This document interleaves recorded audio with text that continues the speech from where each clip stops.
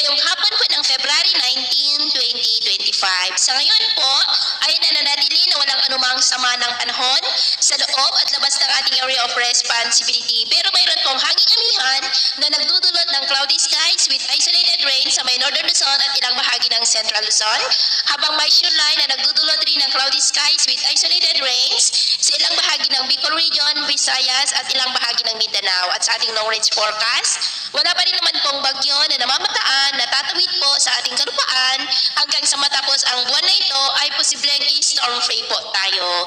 At sa lagay ng ating panahon ngayong hapon ay nakakaranas ng cloudy skies with isolated rains sa may Cagayan Valley, ilang bahagi ng Cordillera, La Union, Zambales, Tagudin, Tarlac, Pampanga, Infanta, Calapan, Albay, Catanduanes, Camarines Sur, Sorsogon, Masbate, Romblon, Aklan, Capiz, northern part ng Iloilo, Palawan, Negros, Cebu, Bohol, Leyte, Samar Provinces, Basilan, Zamboanga Peninsula, northern Mindanao, Caraga, Davao Region at Sorsogon. At mamayang gabi, posible pa rin pong ma-isolated rains ilang bahagi ng Cagayan Valley, Cordillera, La Union, Calapan, Romblon, Bicol Region, Kabisayaan at Mindanao. Kaya mag-ingat pa rin po tayo sa posibleng banta na mapagbaha at pagguho ng lupa.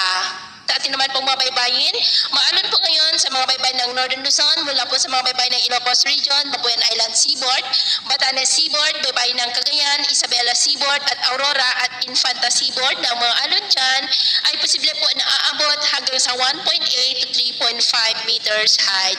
Kaya hanggat maaari po ay iwasan na muna natin ang papalaot yan sa mga may kulay pula para po mas makaiwas sa mga sakuna.